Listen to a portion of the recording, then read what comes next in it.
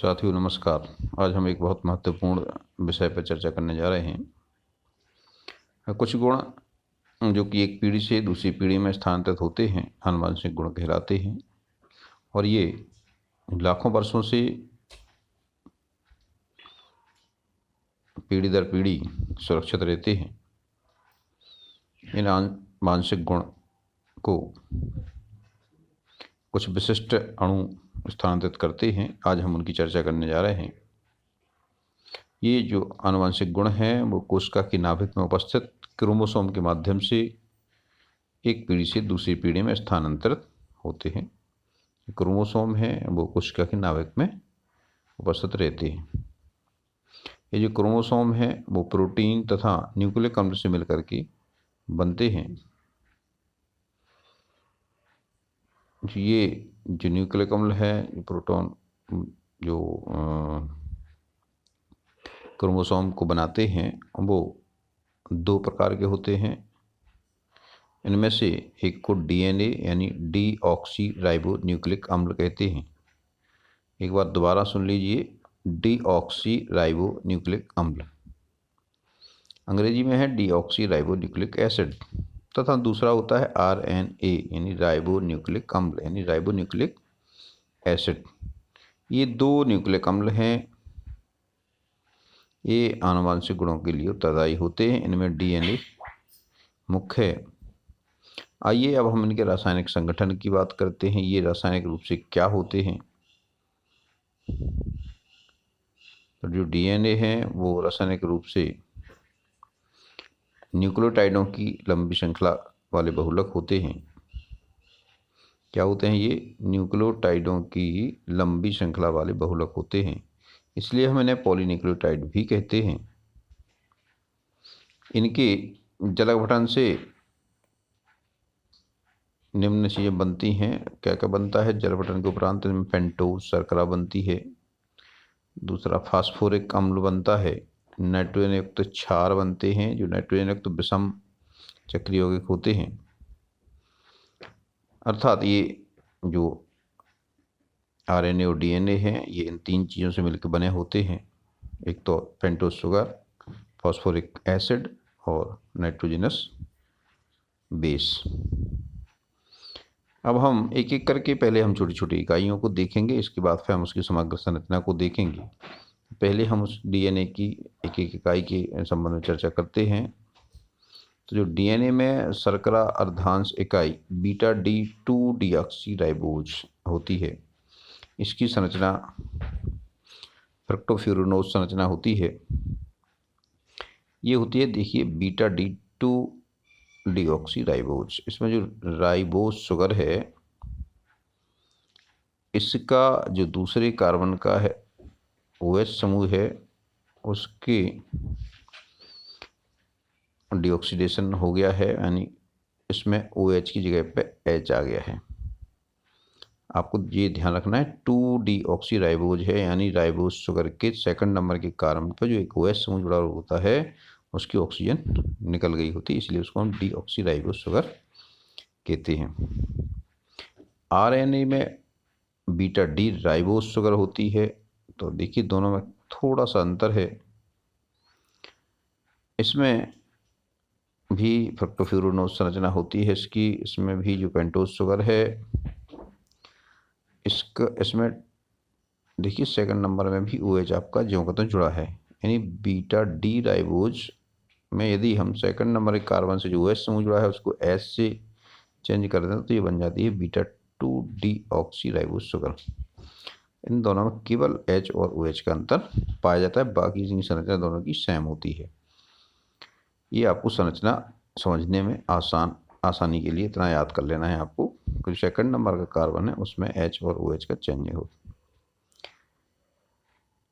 अब हम दूसरे घटक को देखें। ये दूसरे घटक होते हैं नाइट्रोजनस बेस यानी क्षारक होते हैं। ये क्षारक दो प्रकार के होते हैं, एक तो होते हैं प्यूरीन क्षारक और दूसरे होते हैं pyrimidine क्षारक।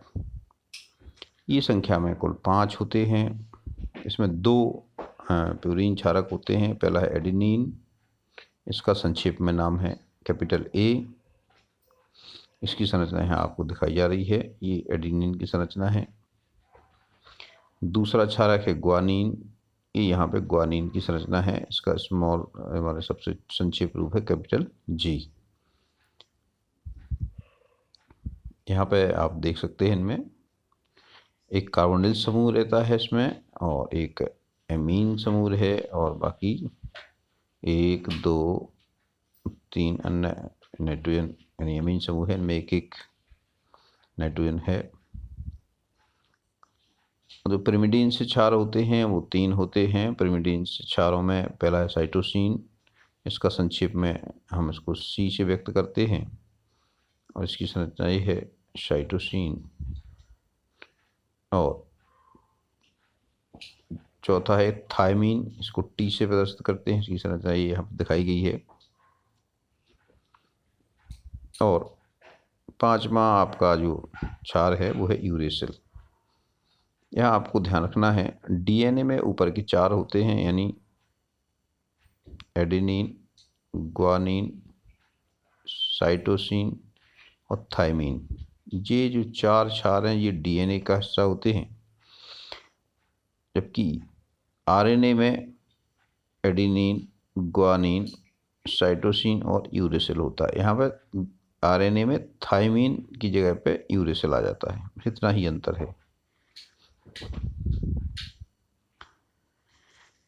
इस तरह से हम इसको याद कर सकते हैं कि डीएनए में AGCT यानी एडेनिन, ग्वानिन, साइटोसिन और थायमीन होता है, जबकि आरएनए में एडेनिन, ग्वानिन, साइटोसिन और यूरेसिल होता है। अब जो तीसरी इकाई होती है वो तीसरा पदार्थ होता है फास्फोरिक अम्ल यानी H3PO4। ये H3PO4 में आपको पता है 3 OH बॉन्ड होते हैं और एक डबल बॉन्ड से ऑक्सीजन जुड़ा रहता है। जो ऑक्सीजन परमाणु जुड़ा है ये डबल बॉन्ड से जुड़ा है। इस तरह से जो फास्फोरस है वो पंच संयोजी अवस्था में रहता है। और ये जो फास्फोरिक अम्ल है पेंटोस शुगर से फास्फोरिक अम्ल के साथ एस्टर बनाने की इसमें क्षमता होती है। माने जो पेंटोस शुगर है ये फास्फोरिक अम्ल के साथ एस्टर बना लेती है, यानी इसका जो H है शुगर के OH से मिलकर के पानी मिला के निकल जाता है और ये उससे O से जुड़ जाता है। देखिए किस तरह बनता है। आइए हम अब इसकी संरचना शुरू करें। हमने 3 घटक उसके देख लिए। अब देखिए छोटी छोटी इकाइयों में कैसे बनते हैं। तो जब न्यूक्लियोसाइड, पहली सबसे छोटी इकाई होती है न्यूक्लियोसाइड। जब किसी क्षारक की शर्करा की 1' स्थिति माने एक स्थिति में जुड़ने से निर्मित इकाई न्यूक्लियोसाइड कहलाती है। यानी कोई भी क्षारक जब जो पेंटोस शुगर है उसके पहले कार्बन से जुड़ती है तो ये जो नई इकाई बनती है वो कहलाती है न्यूक्लियोसाइड। और इसका जो बनने वाला बंध है वो कहलाता है बीटा ग्लाइकोसाइडिक बंध। यहाँ पे आपको राइबोन्यूक्लियोसाइड दिखाई दे रहा है। पहले हम यहाँ राइबोन्यूक्लिक अम्ल देख लें। जो राइबोस शुगर है, पहले राइबोस शुगर इसमें देखिए आप OH यहाँ रहता है OH, और ये पहला कार्बन है, ये दूसरा कार्बन है, ये तीसरा, ये चौथा और ये 5वां कार्बन है। तो राइबोस शुगर का OH इसके NH के S से क्रिया करके पानी बना के निकल जाता है और ये यहाँ पे क्षार नाइट्रोजन के द्वारा जुड़ जाता है। इसको हम बीटा ग्लाइकोसाइडिक बंध कहते हैं। जब ये क्षार एडिनिन होता है तो ये न्यूक्लियोसाइड एडिनोसिन कहलाता है। जब यहाँ पे ये क्षार ग्वानिन होता है तो ये ग्वानोसिन कहलाता है। जब ये क्षार साइटोसिन होता है तो ये साइटिडीन कहलाता है। और जब ये थायमीन होता है तो ये थायमिडीन कहलाता है। और जब ये यूरेसिल होता है तो ये यूरिडीन कहलाता है। इस तरह से जो ग्लाइकोसाइड है उसके क्षार के आधार पर इसके नाम हो जाते हैं। एडिनिन जुड़ेगा तो एडिनोसिन हो जाएगा, ग्वानिन जुड़ेगा तो ग्वानोसिन हो जाएगा, और साइटोसिन जुड़ेगा तो साइटिडीन होगा, और थायमीन जुड़ेगा तो थायमिडीन, और यूरेसिल जुड़ेगा तो यूरिडीन इसका नाम हो जाएगा। अब हम देखें डीऑक्सीराइबोन्यूक्लियोसाइड की संरचना। जो डीऑक्सीराइबोन्यूक्लियोसाइड है वो कहाँ बनेगा? डीऑक्सीराइबो शुगर के पहले कार्बन पे क्षार के जुड़ने से बनता है। यहाँ पे डीऑक्सीराइबो शुगर आपको दिखाई दे रही है, यहाँ पे OH रहता है उसमें।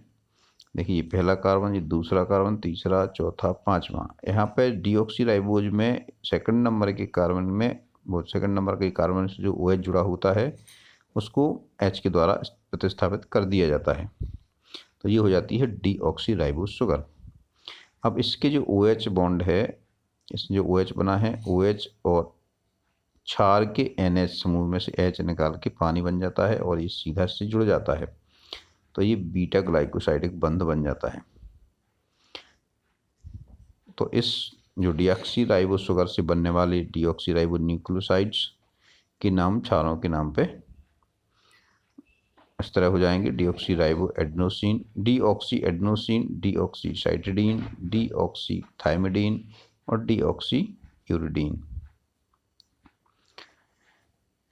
अब बात करें हम इसकी और बड़ी इकाई की। अब ये बड़ी इकाई है वो कहलाएगी न्यूक्लियोटाइड। तो जब न्यूक्लियोसाइडों के फास्फोरिक अम्ल के एस्टर बन जाते हैं तो इन एस्टर्स को हम न्यूक्लियोटाइड कहते हैं। यानी इनमें जो न्यूक्लियोसाइड है उसका फास्फोरिक अम्ल के साथ एस्टर होता है, वो न्यूक्लियोटाइड कहलाता है। न्यूक्लियोटाइड स्वतंत्र अवस्था में रह सकते हैं, यानी ये न्यूक्लिक अम्ल की उप-इकाई कही जा सकती है। यहाँ पे हमने जो न्यूक्लियोसाइड लिया है ये क्षार से जुड़ा हुआ है। अब यहाँ पे जो CH2OH समूह था, यहाँ का जो OH समूह है और वो फास्फोरिक अम्ल के OH समूह में से एक H निकाल करके जल बना लेता है और इसकी संयुक्ता खाली होती है, इसकी संयुक्ता खाली, दोनों जुड़ जाते हैं। इस तरह से ये एस्टर बन जाता है, फास्फोरिक अम्ल के साथ इसका एस्टर बन जाता है। इसी को हम न्यूक्लियोटाइड कहते हैं। जब ये दो न्यूक्लियोटाइड आपस में जुड़ते हैं, और ये पता कैसे जुड़ते हैं, एक न्यूक्लियोटाइड का ऑक्सीजन, जो फास्फोरिक अम्ल का जो ऑक्सीजन है, तो ये उसका जो OH समूह है वो इसके कार्बन, थर्ड नंबर के कार्बन वाले OH के समूह से जुड़ करके यहाँ पे एक जलकणु निकाल देता है और यहाँ पे एक फॉस्फोडाइएस्टर बंध बनाता है, जैसा कि आपको यहाँ दिखाया गया है। देखिए, एक न्यूक्लियोसाइड आपको जो ऊपर दिखाई दे रहा है, इसमें 1 2 3 4 5 का 5 कार्बन है। दूसरा न्यूक्लियोसाइड आपको नीचे दिख रहा है, 1 2 3 4 5 कार्बन है। यहाँ पे इसका जो OH था, यहाँ पे फास्फोरिक अम्ल का OH, तो इसका OH और फास्फोरिक अम्ल का H निकल के पानी बना लेता है और यहाँ पे इसकी संयुक्ता एक खाली हो जाती है, एक इसकी खाली हो जाती है, तो ये दोनों आपस में फास्फोडाइएस्टर बंध बना लेते हैं। इस तरह से जो संरचना बनती है, ये संरचना आपकी डाई न्यूक्लियोटाइड कहलाती है। इसमें क्योंकि दो न्यूक्लियोटाइड रहते हैं और ये दो न्यूक्लियोटाइड कहाँ जुड़े रहते हैं, आपकी तीसरे कार्बन से जुड़ा रहता है। तो इस तरह से जो बंध होता है ये है आपका फॉस्फोडाइएस्टर बंध, और बनने वाला पूरी उप-इकाई है वो कहलाती है डाई न्यूक्लियोटाइड। इस तरह से न्यूक्लिक अम्ल की सरलतम संरचना होती है। ये कई बहुत लंबी श्रृंखला होती है। हमने डाई न्यूक्लियोटाइड का चित्र देखा। अभी इसमें ऐसी बहुत सारी शुगर और क्षारक के युग्म जो न्यूक्लियोसाइड्स हैं जुड़ जाते हैं। इस तरह से एक लंबी श्रृंखला बनती है। ये सबसे सरलतम रूप में इसको हम दर्शाएं तो इस तरह दिखा सकते हैं इसको। देखिए, शर्करा हो गई, ये पेंटोज शर्करा है, इसमें क्षारक जुड़ा हुआ है तो ये न्यूक्लियोसाइड हो गया। इसमें फास्फेट रिंग जुड़ गई तो न्यूक्लियोटाइड हो गया। अब एक न्यूक्लियोटाइड जुड़ा है, इसके बगल में फिर ये शर्करा से जुड़ गया, फिर ये फास्फेट से जुड़ गया, फिर ऊपर क्षारक जुड़ा हुआ है, फिर इसी तरह से बहुत सारी इकाइयाँ इसमें जुड़ जाती हैं। बाद में भी शर्करा से जुड़ा हुआ है, फिर एक संयुक्त खाली है भाई, फिर फास्फेट होगा इधर, फिर इधर क्षारक होगा। इस तरह से एक लंबी श्रृंखला हो जाती है। इस न्यूक्लिक अम्ल की सबसे सरल संरचना है, उसको बहुत सरल आसान शब्दों में इस तरह से समझा जा सकता है। अब हम बात करें इसकी प्राथमिक संरचना कैसी होती है रासायनिक रूप से।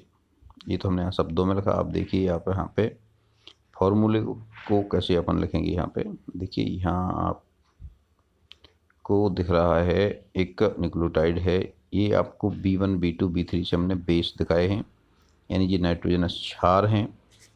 इन क्षारों का इनका जो अनुक्रम होता है ये अलग अलग क्षार होते हैं, और विशेष DNA में विशेष अनुक्रम होता है इसका, यानी इसकी अनुक्रम कोई निश्चित नहीं होता है। अलग अलग जीवों में अलग अलग इसका अनुक्रम होता है, यही उसकी पहचान होती है।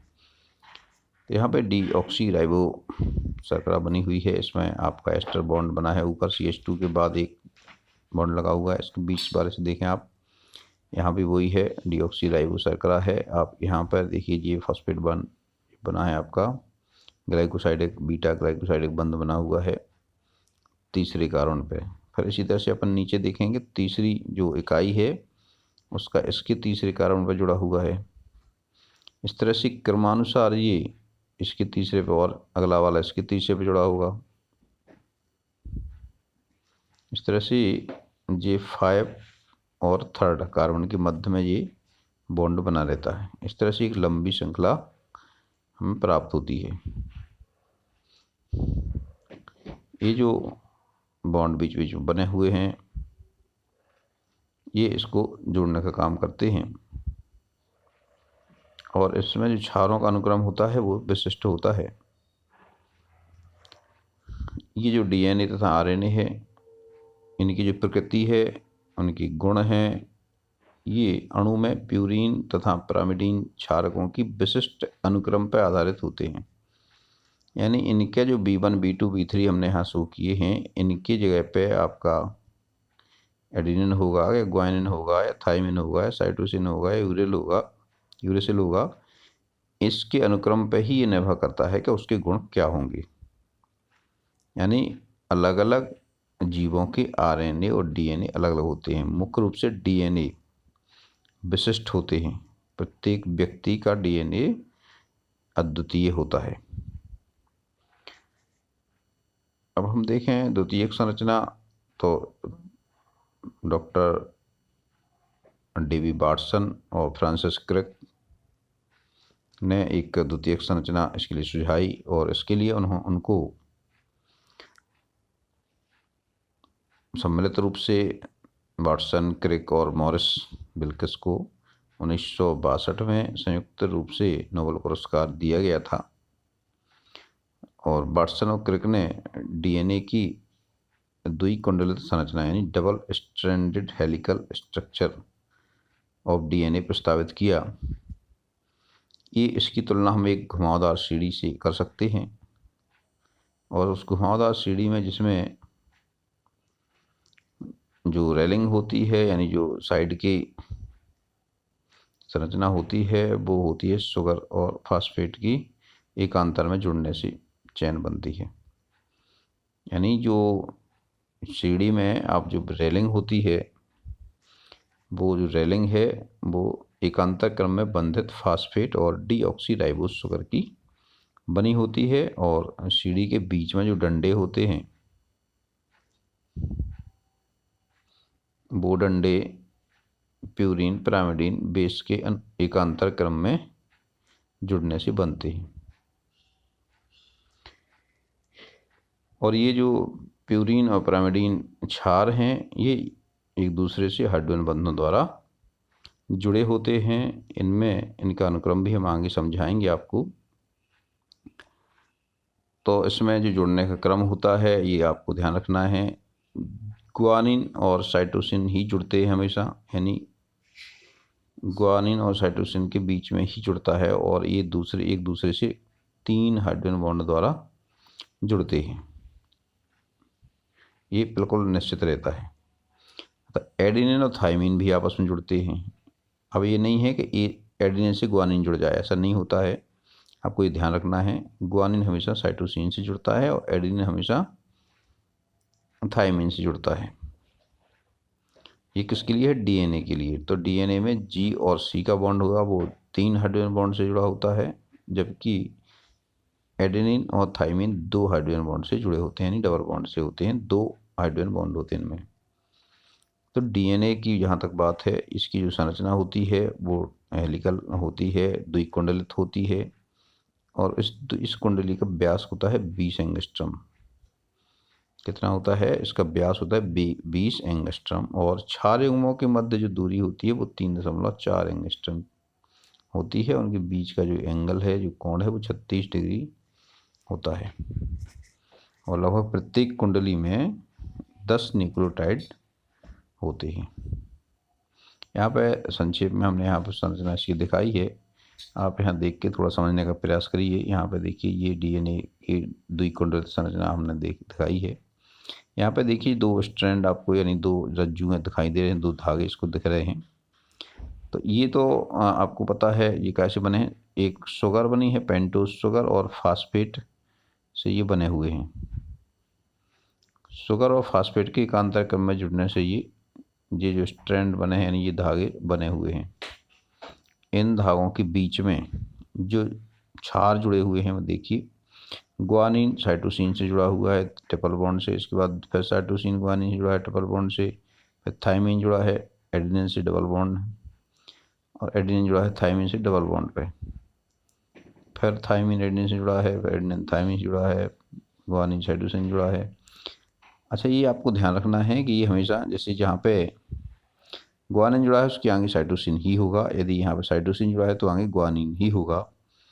लेकिन ये इसमें निश्चित नहीं है कि आप पहली लाइन में मान लो ग्वानिन और साइटोसिन जुड़ा हुआ है तो दूसरे में साइटोसिन और ग्वानिन ही जुड़े, या थायमिन और एडेनिन ही जुड़े, एक कोई निश्चित नहीं होता है। इसका अनुक्रम हर व्यक्ति में भिन्न भिन्न होता है। तो इसकी जो अनुक्रम है सबका अद्वितीय होता है, किसी में ये रिपीट नहीं होता है, केवल अपनी संतान में ही रिपीट होता है। ये ही डीएनए की जो संरचना है, यही आनुवंशिकता का आधार है, ये मूल आधार है।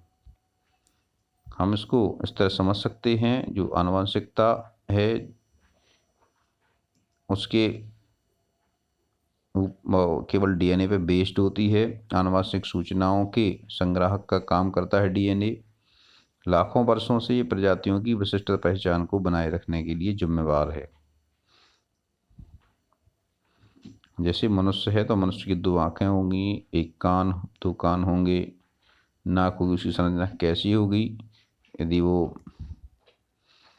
ऑस्ट्रेलॉइड प्रजाति का है तो उसका रंग साफ होगा, उसके माथा चौड़ा होगा, उसकी जो विशेष संरचनाएं होती हैं वो रहेंगी। यदि किसी दूसरे निग्रो सम प्रजाति का है तो वो उसकी संरचना निग्रो जैसी रहेगी, उसकी संतान की भी संरचना वैसी रहेगी। तो इस तरह से ये लाखों वर्षों में ये डीएनए उनके जो आनुवंशिक गुणों को सुरक्षित रखने के लिए जिम्मेवार है। डीएनए में एक रेप्लिकेशन यानी सेल्फ रेप्लिकेशन की क्षमता भी पाई जाती है। यहाँ पर रेप्लिकेशन या स्वप्रतिकरण का मतलब होता है अपने जैसी दूसरी और बनाना। जब कोश का विभाजन होता है तो उस समय जो डीएनए है ये डबल्ड हो जाता है, प्रतिकृत हो जाता है, और वैसे ही समान स्ट्रैंड यानी रज्जुक बनाता है। जो डॉटर सेल यानी संतत कोशिका या पुत्री कोशिका को अंतरित यानी ट्रांसफर कर देता है, और यही आनुवंशिकता को बनाए रखता है। इसका जो जब कोश का विभाजन होता है तो जो डीएनए है, डीएनए के जो 2 स्ट्रैंड हैं वो आपस 2 टुकड़ों में बट जाते हैं, यानी एक स्ट्रैंड एक कोशिका को मिल जाता है और दूसरा स्ट्रैंड दूसरी कोशिका को मिल जाता है। तो जो एक स्ट्रैंड है वो दूसरे का पूरक होता है। तो जिसके पास एक स्ट्रैंड पहुंच गया, उस कोशिका में जो दूसरा स्ट्रैंड है वो पहले के दूसरे स्ट्रैंड के जैसा ही बनेगा, क्योंकि जब जब प्रोटीन का सिंथेसिस होता है, यानी उसकी संश्लेषण होता है, तो उसके पूरक के रूप में ही होता है। इस तरह से संतति कोशिका यानी डॉटर सेल अपने जनक कोशिका यानी मदर सेल के जैसी ही डीएनए रखती है। इस तरह से डीएनए संरक्षित रहता है। इसको और विस्तृत अध्ययन करने के लिए आप थोड़ा और पढ़ सकते हैं। आपको पता होना चाहिए डीएनए के दोनों जो स्ट्रैंड होते हैं वो एक दूसरे के कॉम्प्लीमेंट्री होते हैं, यानी एक को हम तोड़ लेंगे, आधा कर देंगे, तो दूसरा जब बनेगा तो वो बिल्कुल पहले जैसा ही बनेगा। वर्तमान में जो जेनेटिक कोड है वो पहचाना जाने लगा है। इसके लिए डॉक्टर हरगोविंद खुराना, जिनको नोबेल पुरस्कार दिया गया था, उन्होंने जेनेटिक कोड की पहचान की थी। वर्तमान में जो डीएनए का जो प्रयोगशाला में पहचान वगैरह होती है, तो प्रत्येक डीएनए एक निश्चित ताप पर गर्म करने पर ही अलग अलग हो जाते हैं, यानी कि दो जो स्ट्रैंड होती हैं, दो रज्जू होती हैं, वो अलग अलग हो जाती हैं। इसको हम डीएनए का मेल्टिंग या उसका गलना कहते हैं। और जिस ताप पर डीएनए गल जाता है उसे हम गलन ताप कहते हैं, यानी वो जिस ताप पे दोनों धागे, दोनों स्ट्रैंड उसके अलग अलग हो जाते हैं, उसको हम उसका गलन ताप कहते हैं। इसको हम TM या टी मेल्टिंग द्वारा दर्शाते हैं। इस क्रिया को एनिलीकरण भी कहते हैं, एनीलिंग भी इसको कहा जाता है। यानी जो किसी कोई विशिष्ट अनुक्रम है उसके लिए TM यानी जो गलन ताप है इसका मान विशिष्ट होता है। देखिए यहाँ पे कुछ आपको दिखाया गया है, यहाँ पे दिखाइए, देखिए आपने शायद आपके मन में प्रश्न आया हो कि एडेनिन और थाइमिन के बीच में हमेशा दो बॉन्ड क्यों दिखाई जाते हैं, इसमें दो हाइड्रोजन बॉन्ड क्यों बनते हैं, उसका स्पष्टीकरण आपको यहाँ दिया गया है। देखिए जो थाइमिन की संरचना होती है वो यहाँ पर दिखाई दे रही है। इसमें एक O रहता है, एक H रहता है बाहर की तरफ, और ग्वानिन में एक H और एक N रहता है बाहर की तरफ। तो N और H के साथ हाइड्रोजन बंध बनता है और H का O के साथ हाइड्रोजन बॉन्ड बनता है। इस तरह से दो हाइड्रोजन बंध इसमें बनते हैं, इसीलिए ये एक दूसरे से जुड़ते हैं। तो एडेनिन से थाइमिन से जुड़ेगा, थाइमिन तो एडेनिन से जुड़ेगा।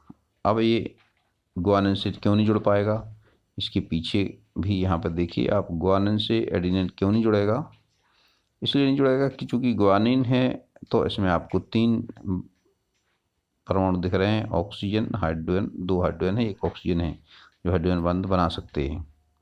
तो इसको जुड़ने के लिए ऐसा ही क्षार चाहिए जिसमें ये 3 परमाणु उपस्थित हों।